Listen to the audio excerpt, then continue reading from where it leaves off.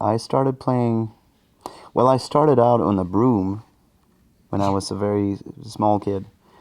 I remember very vividly how I remember, just waking my brother up or my mother up to like put on the stereo, and you put the records on, and and when I was a kid, my own records, the ones that I got that I played most was Twisted Sister and Kiss and Mötley Crüe and stuff like that.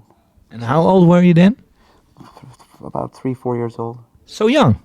Yeah, I mean, my older brother was very much older than I was. So when I was 3-4, he was 16, 17, and he liked a lot of different music. So it was my mother, and it was him, and his friends coming in and out. So there was a lot of influx of teenage culture. That they always rented films. Back then it was VHS, and you had to, sometimes you needed to actually rent the actual video player. That was always a very big ritual for us, and I remember big-eyed how I got to see a lot of films with them and listen to a lot of their records and listen to a lot of their music, and my brother even took me to shows sometimes. Wow. And later on, I learned that some of the shows that I went to, which was just him taking me to friends like shows, and I know that his friend so and so is playing the drums. And then years later, it's like, that was like that classic hardcore band. Like, what? I went to see them. Once I sort of went from broomsticks or like just wood fake guitars to an actual guitar, I was probably 7. Wow, that's pretty young. Yeah. And did they have music lessons at school? In our kindergarten, we had a piano, so I played piano a lot myself. I never took lessons. I always and that sort of grew, the interest of I guess just because I never really took lessons, the way that I learned how to play was to play to records. Yeah. That's interesting. You never had guitar lessons yourself? No, not really. I mean, maybe you've had like a trade. You sit down with someone and someone shows you a new lick, or can you just teach me how to do that thing?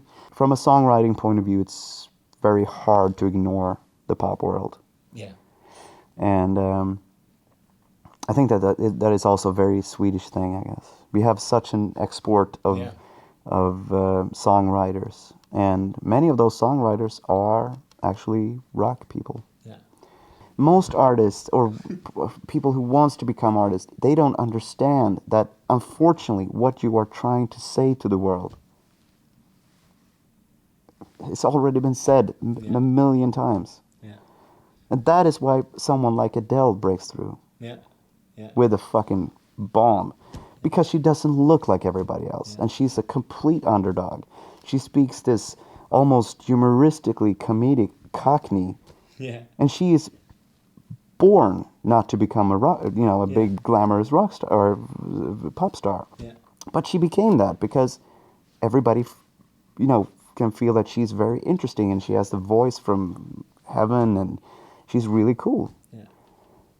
But the thing is that most of the time, most aspiring artists don't see, they can't see themselves what they're doing, especially in bands. It's very, very common. Listen to a lot of different music. Listen to whatever you feel is good. That personally, whatever enriches your life, listen to that. Don't get stuck in styles and that and dogmas that way.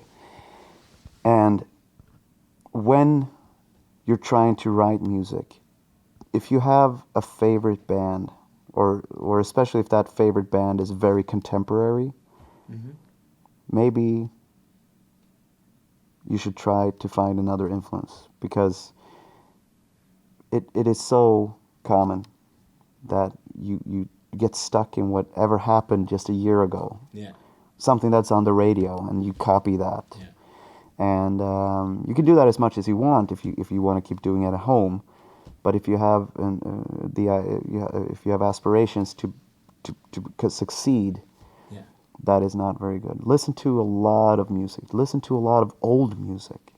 And pick and mix whatever you like, and try to not to copy one thing. Ministry of Music.